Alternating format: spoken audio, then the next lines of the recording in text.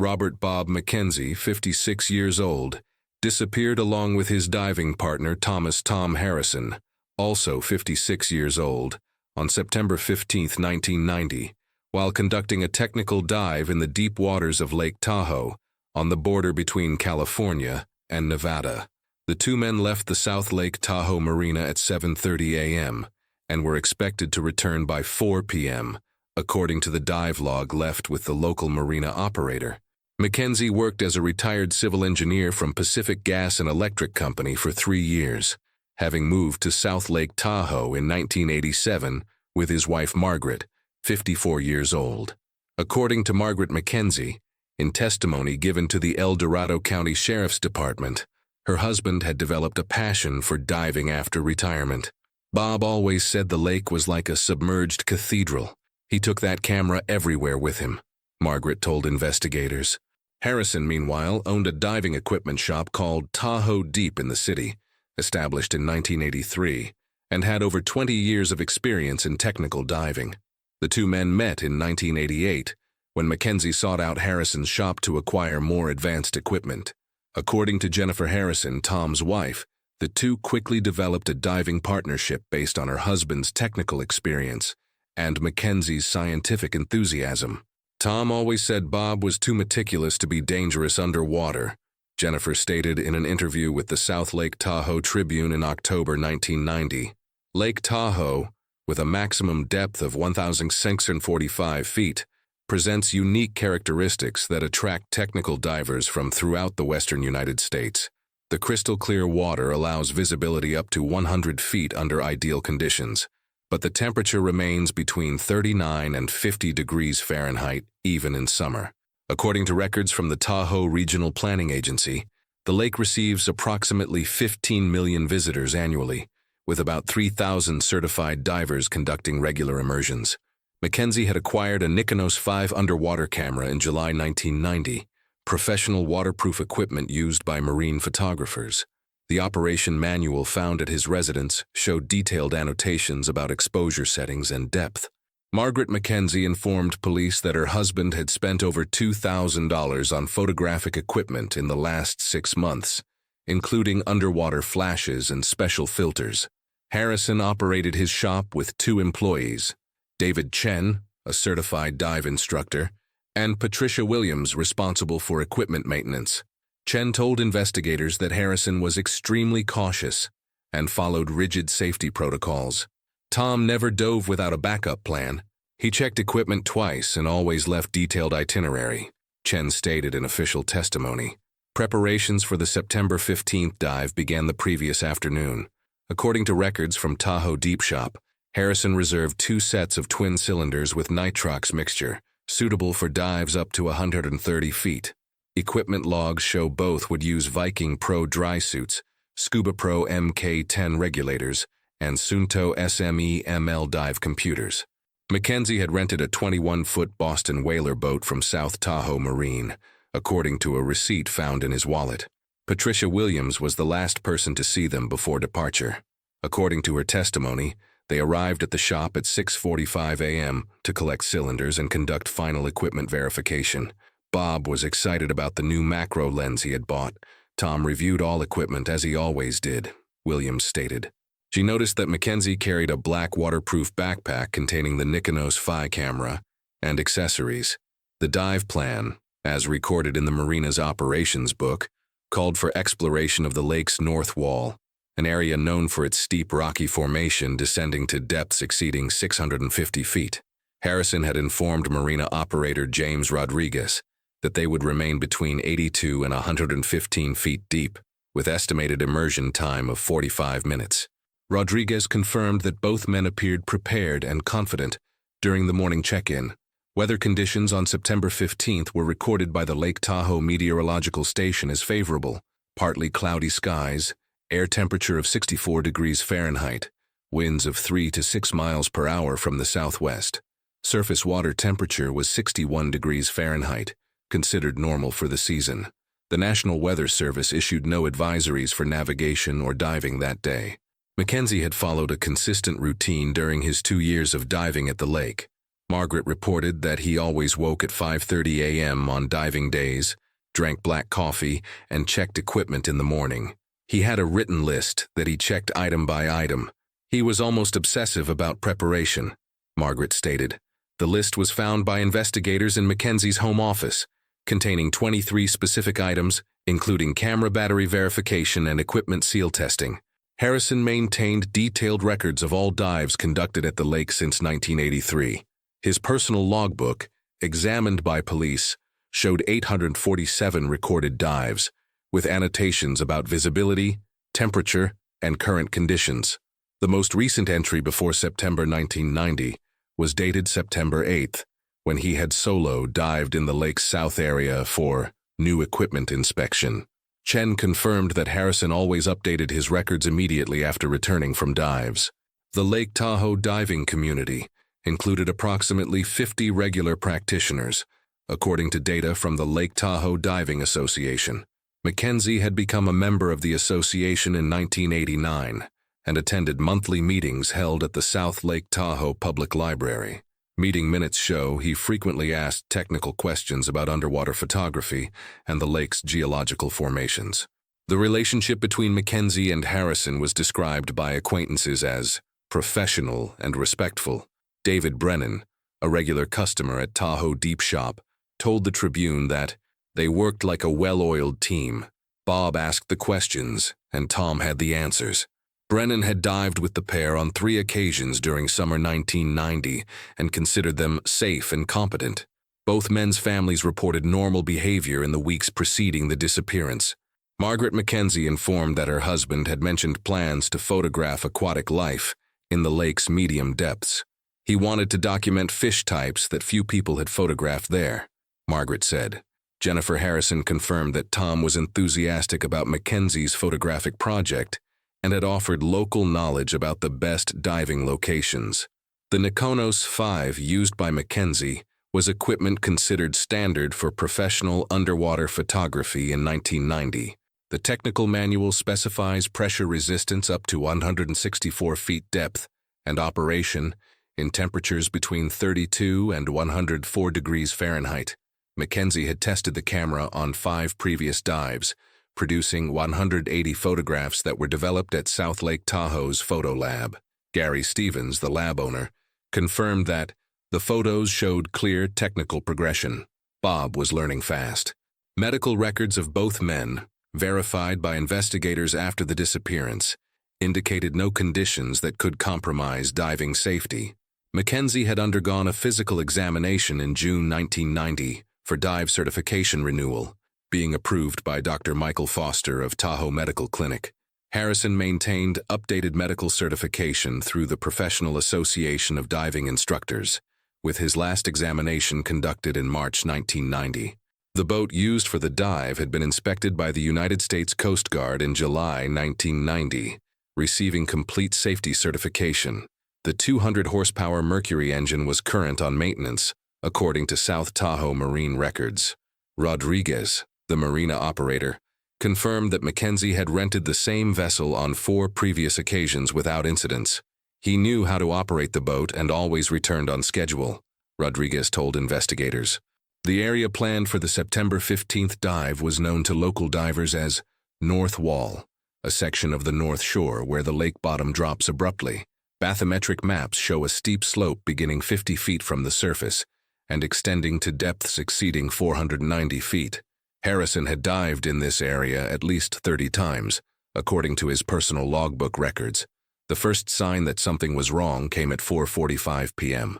On September 15, 1990, when James Rodriguez, operator of South Tahoe Marine, noticed that the Boston whaler rented by Robert Mackenzie had not returned at the established time. According to Marina protocol, customers had a 30-minute tolerance after the agreed time before measures were taken. Rodriguez attempted radio contact on VHF Channel 16, standard procedure for overdue vessels, but received no response. At 5:15 p.m., Rodriguez contacted Margaret Mackenzie through the phone number left in the rental registry. Margaret informed that she had not received contact from her husband since his morning departure, and confirmed that Bob always respected agreed schedules. He was never late for anything, When he said he'd be back at 4, he was here at 4, Margaret stated in later testimony to the El Dorado County Sheriff's Department. By 5:30 p.m., Rodriguez had also contacted Jennifer Harrison, who confirmed that Tom had not returned home or called. According to Jennifer's statement to investigators, her husband always called if delayed beyond 30 minutes. Tom was religious about communication.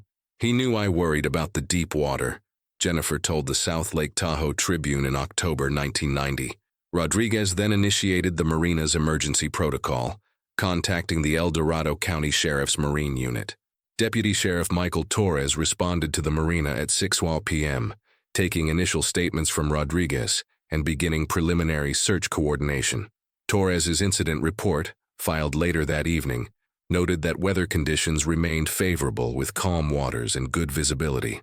No environmental factors suggested immediate danger to experienced divers, Torres wrote in his official report.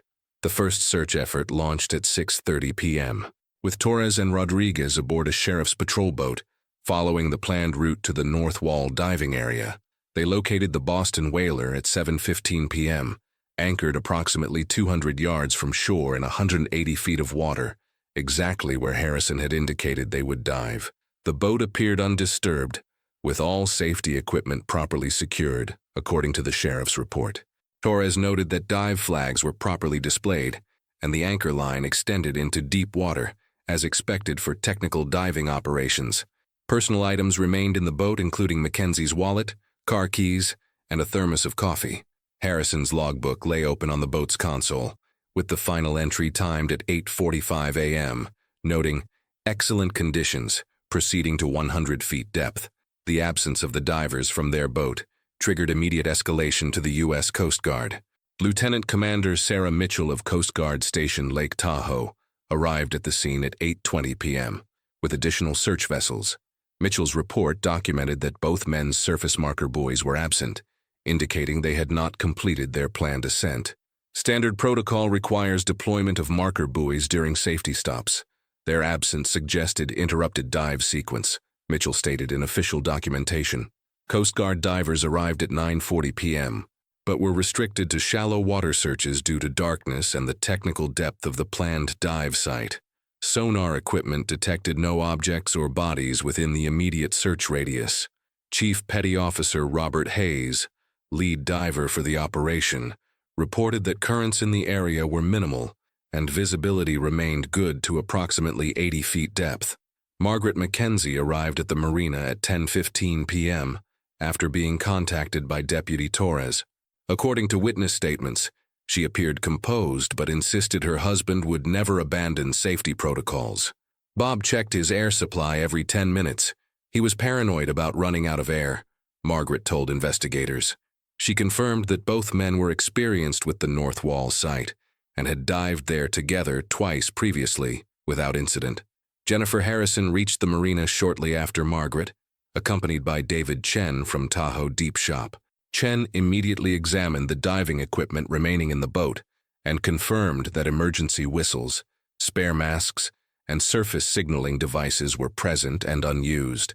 If they had surfaced anywhere nearby, they would have used these items to signal for help, Chen stated in his report to investigators. The families requested immediate deployment of additional search resources, but Coast Guard regulations required suspended operations until daylight due to the technical nature of the search area. Lieutenant Commander Mitchell explained that night diving in depths exceeding 100 feet posed unacceptable risks to rescue personnel. Search operations would resume at first light with specialized deep-water equipment and additional qualified divers. Dr. Michael Foster of Tahoe Medical Clinic arrived at the marina at 11:30 p.m. after being contacted by the families. Foster had certified both men for diving and confirmed their medical fitness for technical diving operations. Neither man had conditions that would cause sudden incapacitation underwater. Both were in excellent physical condition, Foster told investigators. He noted that nitrogen narcosis was unlikely at their planned depth, and both men were trained in proper ascent procedures. Gary Stevens from Photo Lab arrived with recently developed photographs from Mackenzie's previous dives, hoping to provide insight into the divers' recent activities. The 47 photographs from September 8 showed normal underwater scenes, including rock formations and fish species typical of Lake Tahoe. Stevens noted that the images demonstrated Mackenzie's improving technical skill, but revealed no unusual discoveries or locations that might have prompted dangerous exploration. Coast Guard personnel secured the Boston whaler as potential evidence and arranged for detailed examination the following morning. Initial inspection revealed that the boat's GPS unit showed the last recorded position consistent with the North Wall diving area. The VHF radio was functional and set to proper emergency channels. No distress calls had been transmitted, according to radio monitoring logs maintained by the Coast Guard station. Patricia Williams arrived at the marina after closing Tahoe Deep Shop and confirmed that both men had taken standard safety equipment, including delayed surface marker buoys, emergency air horns, and waterproof lights. She verified that their dive computers were programmed for conservative decompression profiles, appropriate for their planned depth and bottom time. They had everything needed for safe diving and emergency signaling, Williams stated to investigators. Local news media arrived at the marina before midnight, as word of the missing divers spread through the South Lake Tahoe community. KCRA-TV reporter Linda Martinez conducted brief interviews with family members and Coast Guard officials. Margaret Mackenzie's televised statement emphasized her husband's meticulous nature and extensive safety preparations. Bob planned every detail. He wouldn't take unnecessary risks, she told the camera. The Lake Tahoe Diving Association was notified of the incident through a phone tree maintained for emergencies. Association President Dr. James Kellner arrived at the marina at 12:45 a.m. with detailed bathymetric charts of the North Wall area. Kellner had dived the site over 100 times and provided technical insight about potential hazards, including underwater currents and equipment entanglement risks. Kellner's analysis suggested that equipment failure was unlikely given the redundant safety systems carried by both divers.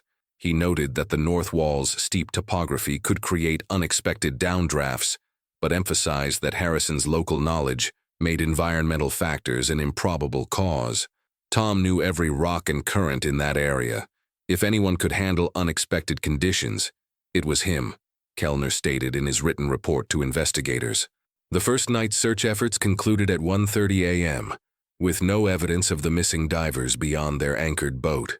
Coast Guard logs documented deployment of 4 search vessels, 2 helicopter overflights, and shoreline teams covering 3 miles of North Wall coastline. Water temperature readings showed 45 degrees Fahrenheit at depth, cold enough to cause hypothermia within 2 hours for unprotected individuals, but manageable with proper exposure suits. Margaret Mackenzie spent the night at the marina in a Coast Guard trailer, refusing to leave the search area. Jennifer Harrison returned home to care for her 2 teenage children, but maintained phone contact with search coordinators throughout the night. Both families began organizing additional search resources, including private diving contractors and volunteer search teams from the diving community. David Chen established a communication center at Tahoe Deep Shop, coordinating with diving equipment manufacturers to identify any potential safety recalls or equipment failures that might explain the disappearance. Scuba Pro, manufacturer of the regulators used by both men, confirmed that no safety issues had been reported with the Mk-10 model. Sunto verified that the dive computers were functioning properly when last tested. The South Lake Tahoe Tribune began preparing extensive coverage of the search operation, interviewing local diving experts about Lake Tahoe's unique challenges for deep-water rescue operations. The newspaper's archives revealed that no technical divers had disappeared in Lake Tahoe since 1978, when a solo diver was found deceased after equipment failure at 180 feet depth. Dr. Foster contacted the Divers Alert Network, a national organization tracking diving incidents, to report the disappearance and request technical consultation. Dan confirmed that simultaneous disappearance of 2 experienced divers was extremely rare and typically indicated either environmental hazards or equipment-related incidents affecting both individuals. As dawn approached on September 16th, search coordinators prepared for expanded operations, including deep-water sonar mapping and deployment of remotely operated vehicles capable of reaching the North Wall's maximum depths. The Lake Tahoe area had not experienced a missing diver incident of this magnitude, requiring coordination between multiple agencies and specialized equipment not normally stationed at the lake. Weather forecasts for September 16th predicted continued favorable conditions with light winds and calm surface conditions. The National Weather Service confirmed that no storm systems or unusual atmospheric pressure changes had occurred during the previous 24 hours that might have affected diving conditions or underwater visibility. Coast Guard dive teams prepared to begin systematic underwater searches at depths up to 200 feet, using technical diving equipment and mixed gas breathing systems. The search area would expand in concentric circles from the anchored boat location, following established protocols for missing diver recovery operations in deep, cold water environments. Local authorities prepared for media attention as the story reached regional news outlets. The unusual circumstances of two experienced divers simultaneously disappearing in calm conditions generated immediate interest from diving publications and safety organizations. Preliminary statements emphasized the ongoing nature of the investigation and the commitment to comprehensive search efforts. The families maintained hope throughout the first night, citing the possibility that the men had surfaced far from their boat and were seeking assistance from shore. However, the absence of any distress signals or emergency equipment activation suggested increasingly serious circumstances as the search entered its second day. The breakthrough came at 11:30 a.m. on September 18, 1990, when local fisherman Carl Jensen discovered the waterproof Nikonos V camera floating approximately half a mile south of the North Wall dive site. Jensen, a 62-year-old retired postal worker who fished Lake Tahoe regularly, initially thought the black object was debris, but recognized the distinctive camera housing upon closer inspection. He immediately contacted the El Dorado County Sheriff's Department from his boat radio.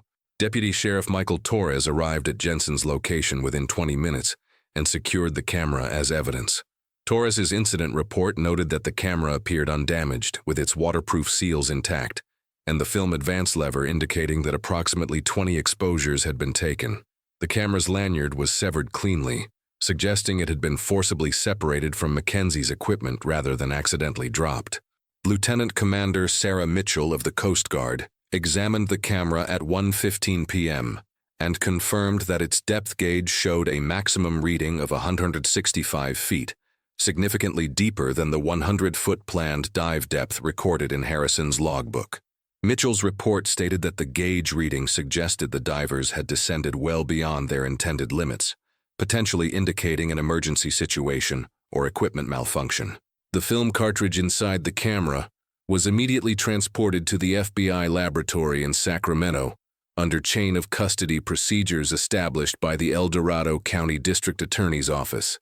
Special Agent Rebecca Walsh, supervisor of the FBI's Photographic Analysis Unit, confirmed receipt of the evidence at 4:30 p.m.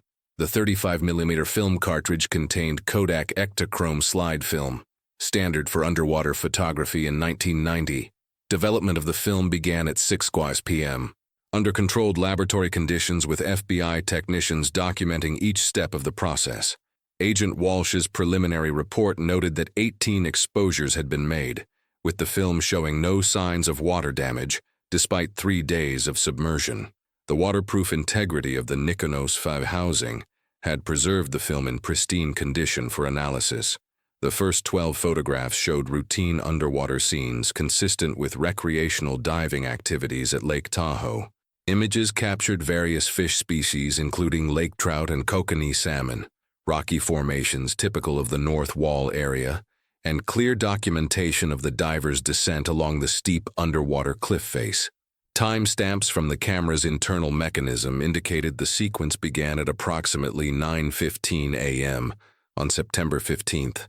Photographs 13 through 16 showed a dramatic change in environment and lighting conditions.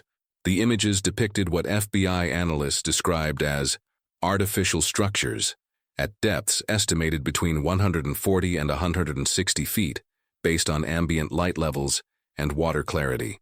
Agent Walsh's report noted the presence of geometric shapes and reflective surfaces inconsistent with natural lake bottom formations. Dr. Harold Steinberg, a marine geology professor at UC Davis consulted by the FBI, examined the photographs and confirmed that the structures shown were not consistent with known geological features of Lake Tahoe. The images show manufactured objects with straight edges and reflective surfaces. Natural rock formations at those depths would not display these characteristics, Steinberg stated in his written analysis. Photograph 17, taken at the maximum depth recorded by the camera's gauge, showed what appeared to be a large metallic object partially buried in the lake bottom sediment. FBI enhancement techniques revealed markings or symbols on the object's surface, though resolution limitations prevented definitive identification. The object's size was estimated at approximately 30 feet in length based on comparison with diving equipment visible in the frame. The final photograph, number 18, captured an image that immediately drew intense scrutiny from investigators. The frame showed what appeared to be multiple lights or illuminated objects at distance, suggesting the presence of additional artificial structures or equipment in the deep water area. Agent Walsh noted that the light sources appeared too bright and organized to be natural phenomena. Margaret Mackenzie was contacted at 9:30 p.m. on September 18th and asked to view the developed photographs under supervised conditions. According to the FBI report, Margaret confirmed that the diving equipment and techniques shown in the early images were consistent with her husband's usual practices. However, she expressed confusion about the deeper descent, stating, "Bob never talked about diving below 100 feet. That wasn't part of their plan." Jennifer Harrison was shown the photographs the following morning and provided similar testimony. According to her statement, Tom had never mentioned discoveries of artificial structures during his previous dives at the North Wall. He would have been excited about finding something like that. Tom couldn't keep secrets about diving discoveries, Jennifer told investigators. David Chen from Tahoe Deep Shop was consulted as a technical expert and confirmed that the diving profiles shown in the photographs were beyond the safety parameters typically followed by recreational divers. Chen's analysis suggested that the descent to 165 feet would have required extended decompression stops and increased risk of nitrogen narcosis. Experienced divers don't go that deep without specific training and mixed gas equipment, Chen stated. Dr. Michael Foster, who had medically certified both men for diving, reviewed the photographs and expressed concern about the depth progression shown in the sequence. Foster's medical opinion noted that rapid descent to 165 feet could cause nitrogen narcosis severe enough to impair judgment and decision-making. At that depth, even experienced divers can make dangerous choices, Foster told investigators. Coast Guard dive teams were immediately redirected to the deeper areas shown in Mackenzie's photographs. Technical divers using mixed gas equipment and underwater lighting systems began systematic exploration of the 140 to 180-foot depth range south of the original search area. The operation required specialized equipment and extended surface support due to the extreme depth and cold water conditions. On September 20th, Coast Guard divers located the artificial structures captured in Mackenzie's photographs at a depth of 158 feet. Chief Petty Officer Robert Hayes led the dive team and confirmed the presence of what appeared to be aircraft wreckage partially embedded in the lake bottom. Hayes's report described significant metallic debris consistent with aircraft fuselage sections and engine components. The discovery prompted immediate involvement of the National Transportation Safety Board, which dispatched investigators to examine the wreckage. NTSB spokesman Daniel Crawford confirmed that the debris appeared to be from a small aircraft, but noted that no missing aircraft reports corresponded to the Lake Tahoe area. "We're examining the possibility that this wreckage has been underwater for an extended period," Crawford stated to media. Further underwater investigation revealed that the aircraft wreckage site showed signs of recent disturbance in the surrounding sediment. NTSB divers documented areas where lake bottom material had been displaced, potentially by the missing divers' activities or equipment. However, no trace of Mackenzie or Harrison was found in the immediate vicinity of the wreckage. The photographic evidence raised new questions about the divers' disappearance and their possible connection to the aircraft discovery. FBI analysis of the final photograph suggested that the illuminated objects might have been underwater lighting equipment used by the divers to examine the wreckage more closely. Agent Walsh noted that professional underwater photographers often carried multiple light sources for detailed documentation. Local authorities coordinated with federal agencies to expand the investigation beyond a simple missing persons case. The presence of unidentified aircraft wreckage in Lake Tahoe, combined with the mysterious disappearance of the only known witnesses to its discovery, transformed the incident into a complex multi-agency investigation involving potential national security considerations. As news of the aircraft discovery reached the media, speculation intensified about the connection between the wreckage and the missing divers. The South Lake Tahoe Tribune reported that the aircraft debris showed no obvious signs of recent crash damage, suggesting it had been underwater for years or even decades before Mackenzie and Harrison's discovery. The investigation entered a new phase focused on identifying the aircraft, determining how long it had been underwater, and establishing whether its discovery was connected to the diver's disappearance. Federal authorities restricted access to the wreckage site and began classified briefings with agencies whose involvement was not disclosed to local law enforcement or media.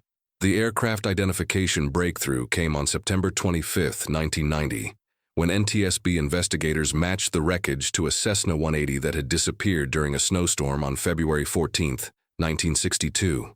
The aircraft, registration number N4847C, had vanished while flying from Reno to Sacramento with pilot James Morrison, 34, and passenger Helen Morrison, 29, his wife. Official records showed the aircraft was never found, despite extensive search operations that continued through the spring of 1962, involving Civil Air Patrol volunteers and military aircraft from Nevada Air National Guard. NTSB investigator Daniel Crawford confirmed the identification through engine serial numbers and aircraft logbooks maintained by the Federal Aviation Administration. Crawford's report noted that the Cessna had been reported overdue on February 14, 1962, during severe winter weather conditions that included heavy snow and winds exceeding 50 miles per hour. The aircraft went down in conditions that made search operations extremely difficult in 1962. Radar coverage was limited, and emergency locator beacons were not yet required equipment, Crawford stated in his official briefing to media and family representatives. The original 1962 search operation had covered over 2,000 square miles of mountainous terrain between Reno and Sacramento, according to Civil Air Patrol records obtained by investigators. Search teams had focused on land-based crash sites, never considering that the aircraft might have gone down over Lake Tahoe's deep water. Weather conditions during the February 1962 storm included freezing rain and snow that would have made lake impact virtually undetectable from surface observation. Flight path analysis conducted by the FAA in 1962 had indicated that Morrison was following Victor Airways Route V6, which passed directly over Lake Tahoe's northern section. The 28-year-old mystery of the missing aircraft provided context for Mackenzie and Harrison's discovery, but raised additional questions about their subsequent disappearance.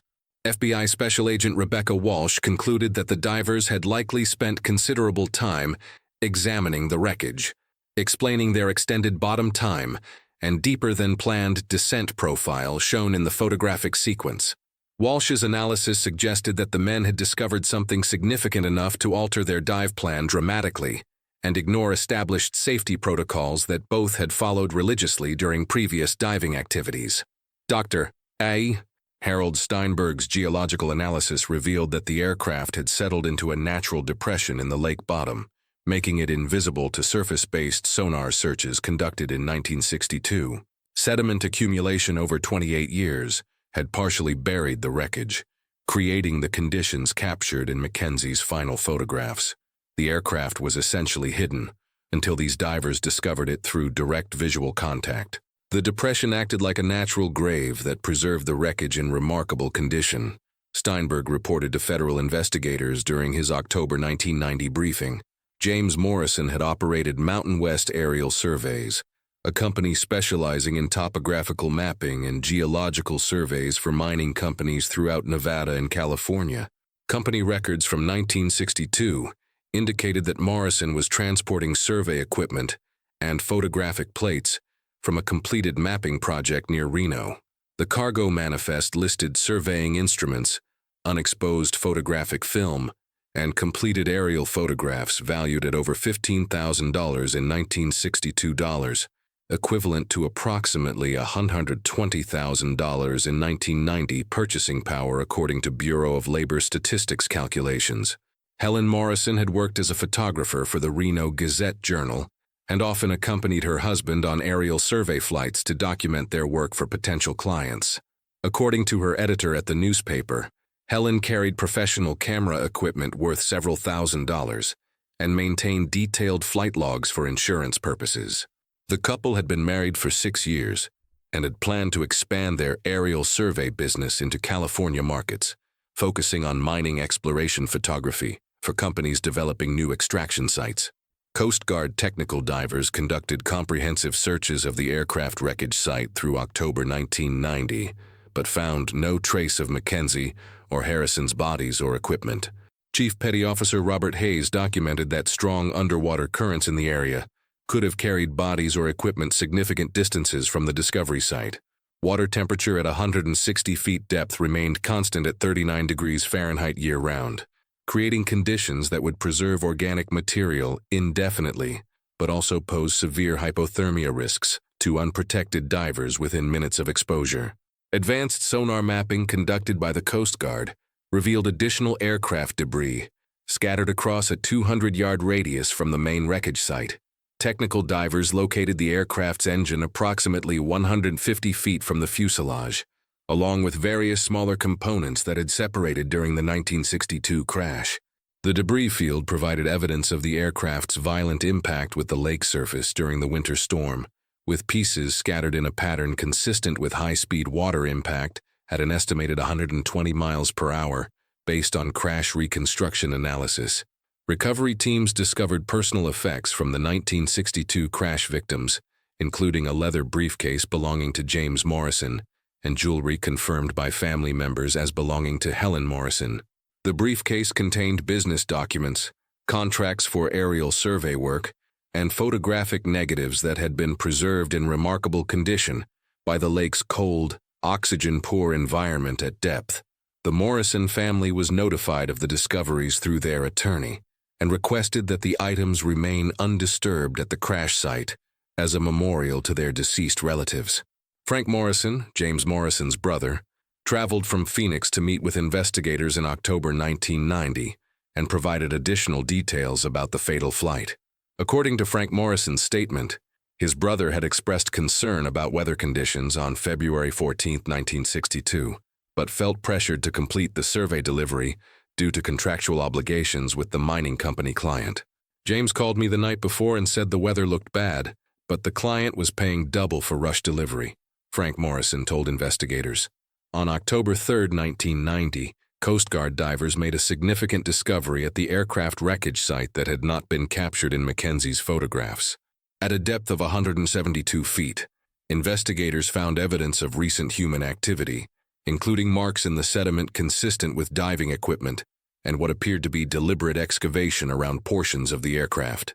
The disturbance pattern suggested that Mackenzie and Harrison had spent considerable time examining specific sections of the wreckage, particularly areas that had been buried under sediment for nearly 3 decades.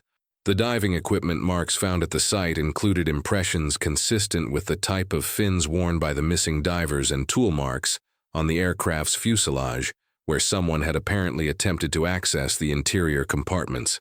Coast Guard investigators documented that the divers had focused their attention on the aircraft's cargo area, which remained partially intact despite 28 years underwater. Metal analysis showed that someone had used diving knives or similar tools to clear sediment and debris from around the cargo compartment door. Inside the aircraft's cargo compartment, investigators discovered that several items had been moved or disturbed recently. The original crash investigation files from 1962 indicated that James Morrison had been transporting business documents and photographic equipment for his aerial survey company. However, Coast Guard divers found that some storage containers had been opened and their contents examined, based on sediment patterns and positioning of materials within the compartment. Waterproof document cases showed clear evidence of recent handling and examination. Specialized underwater archaeologists from UC Davis, led by Dr. Steinberg, documented the disturbance patterns and concluded that the recent activity had been systematic rather than casual exploration. The evidence suggests deliberate investigation of specific items within the cargo area. This wasn't random curiosity but focused searching for particular objects or information, Steinberg stated in his report to federal investigators. The archaeologists noted that waterproof containers within the cargo area showed signs of being opened and resealed, indicating methodical examination rather than desperate treasure hunting. Dr. Foster's medical review of the diving profiles suggested that Mackenzie and Harrison had exceeded safe bottom time limits while examining the aircraft. Foster's calculations indicated that their extended time at 165 feet would have required decompression stops totaling over 45 minutes to prevent decompression sickness. They may have become so absorbed in their discovery that they ignored fundamental safety protocols. At that depth, nitrogen narcosis could have impaired their judgment significantly, leading to dangerous decisions, Foster stated in his supplemental report submitted to the coroner's office. The nitrogen narcosis effects at 165 feet depth would have been equivalent to consuming several alcoholic drinks, according to diving medicine specialists consulted by investigators. Dr. Patricia Williams, a hyperbaric medicine expert at UC San Francisco, reviewed the case and noted that experienced divers sometimes develop overconfidence that leads to dangerous decisions under narcosis influence. Even technical divers can make fatal errors when narcosis combines with excitement over significant discoveries. The euphoric effects can override years of safety training, Williams stated in her consultation report. The final official search operation concluded on October 15, 1990, after deploying remotely operated vehicles to explore areas beyond safe diving limits. Coast Guard logs documented over 200 dive hours and sonar coverage of 15 square miles of lake bottom, including systematic searches of underwater drop-offs and canyon areas where bodies might have settled. Lieutenant Commander Sarah Mitchell's final report concluded that environmental factors and extreme depth make recovery of the missing divers unlikely using available technology. The search area encompasses terrain too dangerous for human divers and too complex for current ROV capabilities. However, on October 12th, 3 days before the official search ended, a Coast Guard ROV detected additional evidence at a depth of 185 feet, approximately 300 yards from the aircraft wreckage. The unmanned vehicle's cameras captured images of what appeared to be diving equipment scattered across the lake bottom, including a diving mask, what investigators believed to be a section of diving hose, and metallic objects consistent with diving weights or equipment clips. The extreme depth prevented recovery of these items with available equipment, leaving crucial evidence beyond human reach. Advanced underwater photography conducted by the ROV revealed that the scattered equipment showed signs of rapid decompression or sudden ascent based on the distribution pattern across the lake bottom. Diving equipment experts analyzed the images and suggested that the gear had separated from the divers during an emergency ascent attempt. The pattern suggests they tried to surface quickly, possibly due to equipment failure or medical emergency. The equipment distribution indicates a rapid, uncontrolled ascent, stated technical diving instructor Michael Chen, no relation to David Chen from Tahoe Deep Shop. Margaret Mackenzie and Jennifer Harrison received the official determination on October 18, 1990, that their husbands would be declared deceased based on the evidence and duration of their disappearance. El Dorado County Coroner William Bradley issued death certificates listing the cause as drowning due to diving accident and the location as Lake Tahoe. The families accepted the legal determination while maintaining hope that the men had somehow survived. Though they acknowledged the growing evidence suggested otherwise, both women expressed frustration with unanswered questions about their husbands' final actions and discoveries. The families received a private briefing from FBI investigators on October 20th, during which they were shown additional analysis of the final photographs that had not been released to the media. According to sources familiar with the briefing, the enhanced images revealed details about the aircraft's condition and contents that raised questions about why the divers had spent so much time examining the wreckage.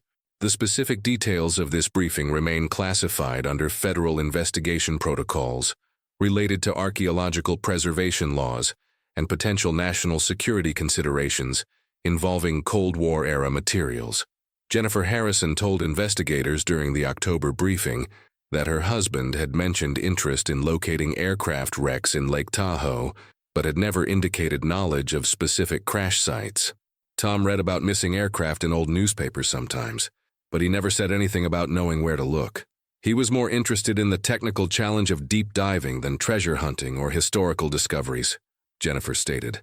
Margaret Mackenzie confirmed that Bob had developed fascination with Lake Tahoe's history, but had not mentioned aircraft crashes specifically in their conversations. The Morrison family, contacted through their attorney after 28 years, provided additional context about the 1962 flight and its cargo. Frank Morrison, James Morrison's younger brother, revealed that the aerial survey work had involved photographing potential mining sites for a consortium of Nevada investors. James was always secretive about his clients and their projects. He said the mining business attracted people who didn't want their activities publicly known, especially when it involved government contracts, Frank Morrison told investigators in November 1990 during his second interview. The aircraft wreckage site was designated as a maritime archaeological preserve by California state authorities, restricting future diving access to credentialed researchers and investigators. The designation included a 500-yard radius around the main wreckage site and required special permits for any diving activities in the area. The Lake Tahoe Regional Planning Agency cited safety concerns and the ongoing investigation as primary reasons for the restrictions, though some observers suggested that federal pressure influenced the decision to limit public access to the discovery site. David Chen closed Tahoe Deep Shop in December 1990, citing emotional impact and reduced business following the incident. Chen relocated to San Diego and continued working in the diving industry but never returned to Lake Tahoe. In his final interview with the South Lake Tahoe Tribune, Chen stated, "Some places hold on to their secrets.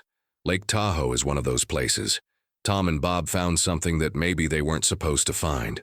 The lake doesn't give up its mysteries easily, and sometimes it takes people who get too close to the truth." Chen later elaborated in a 1995 interview with Skin Diver magazine that he believed his friends had discovered something beyond just the aircraft wreckage. "Tom called me excited the night before their last dive. He said Bob had been researching old newspaper archives and found references to multiple missing aircraft around Lake Tahoe. They thought they might be onto something bigger than just recreational diving." Tom mentioned that Bob had found military flight records that didn't match civilian aircraft reports, Chen revealed 5 years after the incident.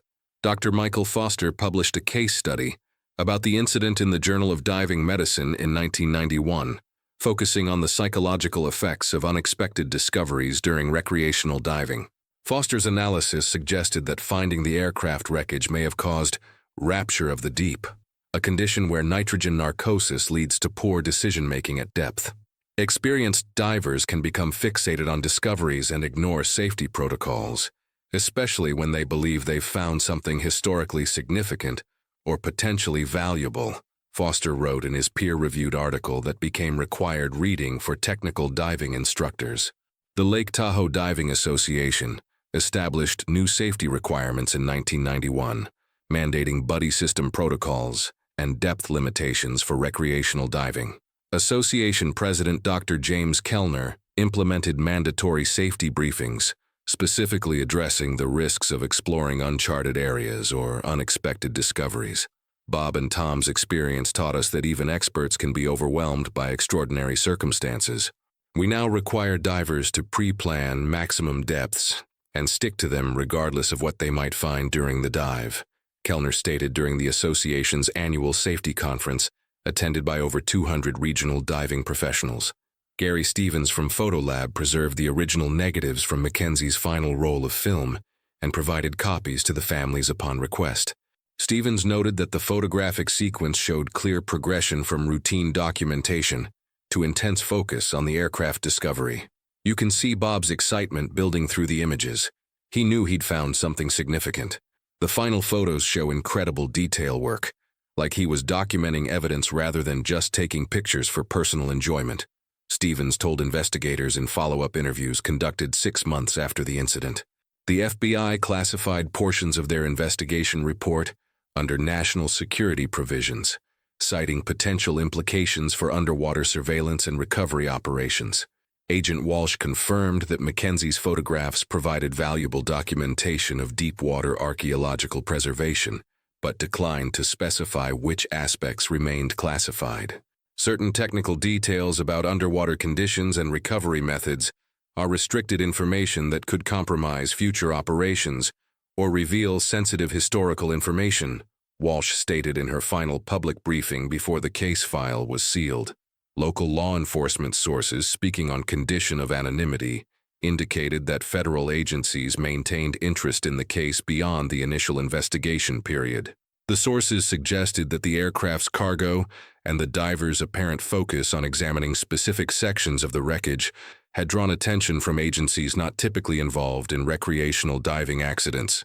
However, official agencies declined to comment on ongoing federal involvement or explain why certain aspects of the investigation remained classified years after the incident concluded. Additional information emerged in 1992 when mining industry records revealed that James Morrison's 1962 survey work had involved documenting uranium deposits for Atomic Energy Commission contractors. The revelation prompted renewed federal interest in the aircraft wreckage and raised questions about whether Mackenzie and Harrison had discovered sensitive materials related to Cold War-era nuclear programs. Federal officials declined to comment on these connections or their potential relevance to the 1990 diving incident, maintaining security classifications on all related materials. Jennifer Harrison remarried in 1993 and moved to Oregon, maintaining minimal contact with the Lake Tahoe community. Before leaving, she donated Tom's diving logbooks to the Lake Tahoe Historical Society, where researchers noted that Harrison had made increasingly detailed notes about underwater discoveries in the months before his disappearance. His final entries mentioned unusual formations and man-made objects in areas he had previously logged as empty lake bottom, suggesting that the September 15th discovery was not entirely unexpected. Margaret Mackenzie remained in South Lake Tahoe until 1995, when she relocated to live with her daughter in Arizona. Margaret donated Bob's remaining diving equipment to the Coast Guard Auxiliary for training purposes, stating that she hoped it would help train rescuers who might prevent future incidents. She also established a scholarship fund through the Lake Tahoe Diving Association for Dive Safety Education, funded by Bob's life insurance settlement and continuing contributions from the local diving community. The Cessna 180 wreckage remains at the bottom of Lake Tahoe, monitored by periodic archaeological surveys conducted by UC Davis researchers under federal oversight. Dr. Steinberg's ongoing studies document the preservation effects of the lake's cold, oxygen-poor deep water on metallic objects and organic materials. Lake Tahoe acts as a natural preservation chamber. Objects can remain intact for decades at depth, creating underwater time capsules that preserve moments in history with remarkable fidelity, Steinberg reported in subsequent publications spanning over a decade of research. Steinberg's research team documented that the aircraft's preservation exceeded expectations for underwater wreckage, with fabric and leather items remaining intact after 28 years of submersion. The team theorized that Lake Tahoe's unique chemistry and temperature profile created ideal preservation conditions that could maintain evidence indefinitely. This finding attracted interest from forensic archaeologists studying underwater crime scenes and historical preservation methods, leading to several graduate research projects focused on Lake Tahoe's preservation properties. Local diving guides continue to reference the 1990 incident when briefing recreational divers about Lake Tahoe's safety requirements. The area near the north wall where Mackenzie and Harrison disappeared is marked on nautical charts with warnings about extreme depth and technical diving requirements. Most recreational diving operations avoid the area entirely, focusing on shallower sites with better safety profiles and established emergency procedures. Several diving operations moved their businesses away from South Lake Tahoe entirely following the incident, citing both safety concerns and reduced tourism. The South Lake Tahoe Tribune maintains archives of the investigation coverage, which has been referenced in numerous diving safety publications and television documentaries about Lake Tahoe mysteries. Tribune editor Susan Martinez noted that the story remains the newspaper's most requested archival material, People are still fascinated by what happened to those two experienced divers. We get calls from researchers, documentary producers, and amateur investigators regularly. The story has become part of Lake Tahoe folklore, but it's also a very real reminder of the lake's dangers, Martinez stated in a 2000 interview marking the 10th anniversary of the incident. Amateur investigators and diving enthusiasts continue to theorize about alternative explanations for Mackenzie and Harrison's disappearance, including scenarios involving underwater caves, equipment entanglement, or medical emergencies. Online forums dedicated to diving mysteries regularly discuss the case, with some participants suggesting that the divers discovered something that certain parties preferred to remain hidden. However, official agencies maintain that the evidence supports the conclusion that both men died in a diving accident related to their discovery of the aircraft wreckage, despite unanswered questions about their extended bottom time and apparent excavation activities. The case influenced diving safety protocols throughout California and Nevada, with training organizations incorporating lessons learned from the incident into technical diving curricula.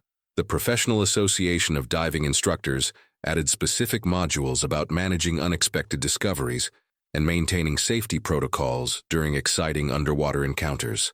These protocols emphasize predetermined dive plans and emergency ascent procedures, regardless of discoveries made during the dive, with strict adherence to maximum depth and bottom time limits, regardless of circumstances encountered underwater.